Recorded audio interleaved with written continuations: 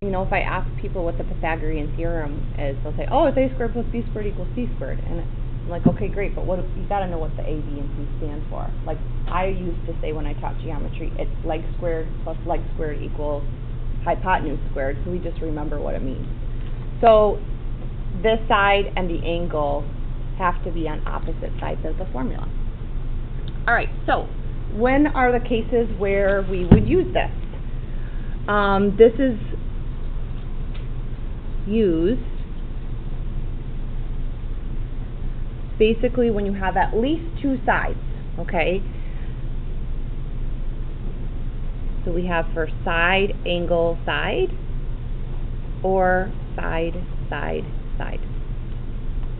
If I was using it in the side, side, side case, what would I have to find first? If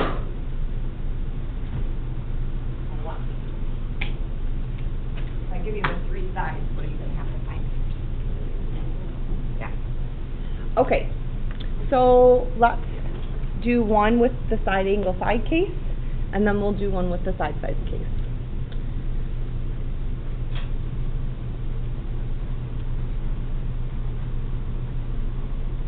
Okay, so we're going to solve triangle ABC with A equals 11, B equals 4, and angle C equals 25 degrees.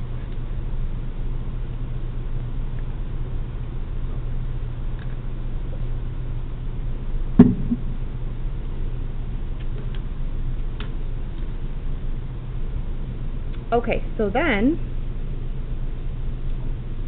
what I would do is, you can draw a picture if you want.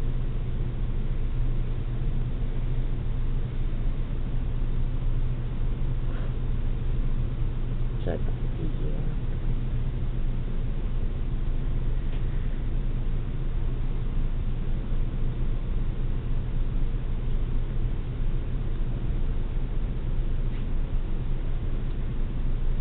Okay, so if I give you angle C, then you have to find C, side C first. So I'm going to use the first case. You don't have to rewrite it down. I'm just showing you where I'm putting things. Alright, so I'm finding C squared, that's my unknown. And for A squared, I'm going to put 11 squared. And then for B squared, I'm going to put 4 squared minus 2 times 11 times 4 times what?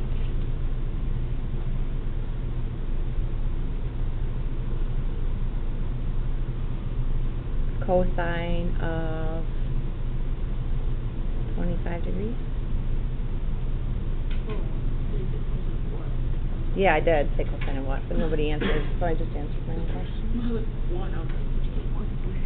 Alright, so the nice thing about finding a side is the side is already solved for, so really all we have to do in this case, not with, it doesn't work like this with an angle, is we have to plug that in our calculators. We're going to make sure we're in degree mode.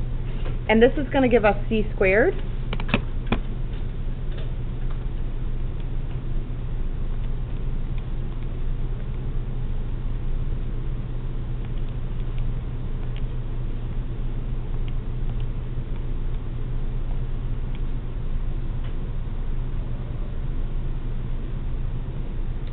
Can you just confirm you get the same thing as me?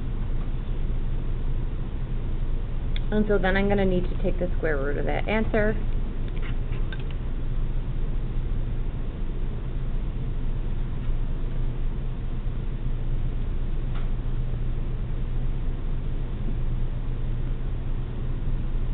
Okay.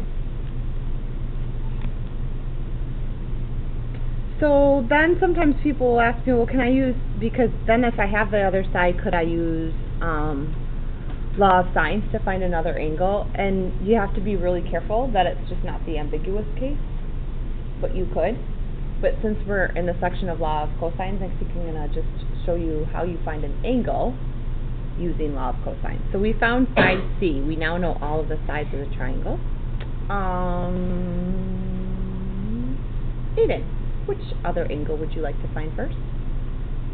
Okay, so if I want to find angle B, the unknown is going to be over here. It's going to be the cosine of B. This is going to involve cosine inverse, okay?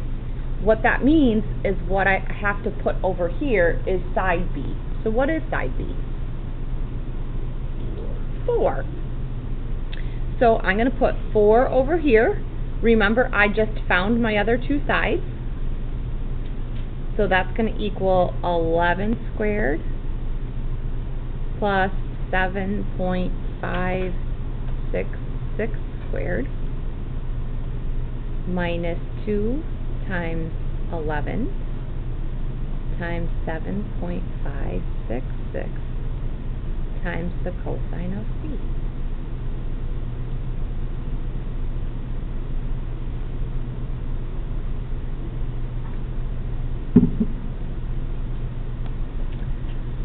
Alright, so when you're finding or going to have to use cosine inverse, got to be really careful here that we remember our skills from algebra. You cannot put all of these things together. Why not?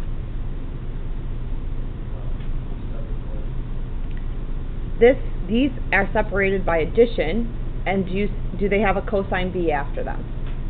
They don't. They're not like terms. We can do these two things together, but we can't try to do this whole expression. So I really kind of do it in 3 pieces.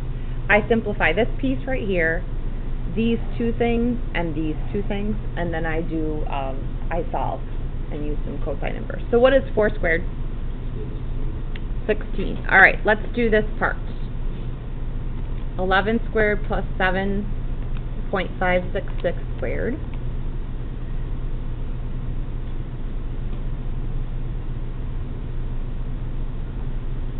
Okay, and then I have to do this whole cosine term. So 2 times 11 times 7.566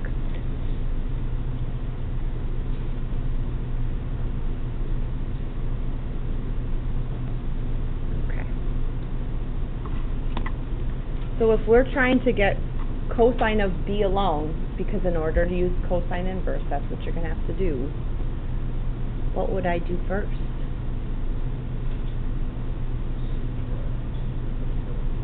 I'm going to first subtract 178.244 from both sides.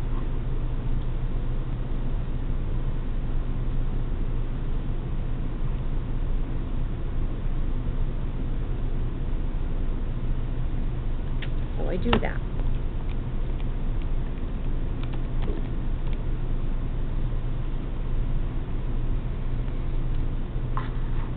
And I get negative 162.244.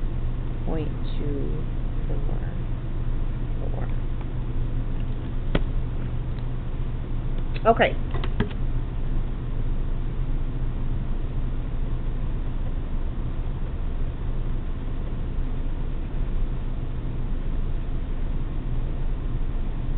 So now these are both negative numbers. Okay, so because this was subtraction, this is a negative 166.452 cosine B. So now, keep going. What would I do next? I'm going to divide both sides by negative 166.452.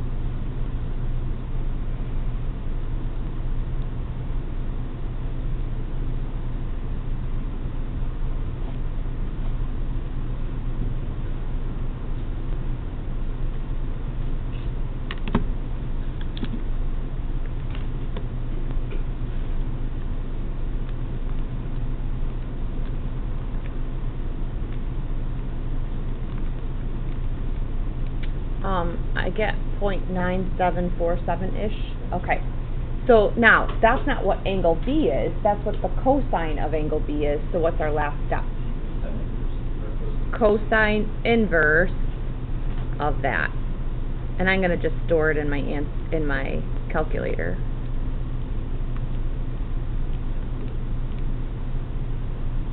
So 13 degrees would be angle B.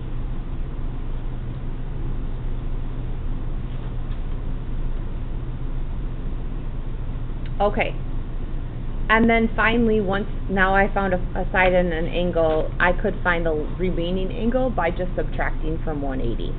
So then angle, what haven't we found yet? A would just be 180 minus 13 minus 25.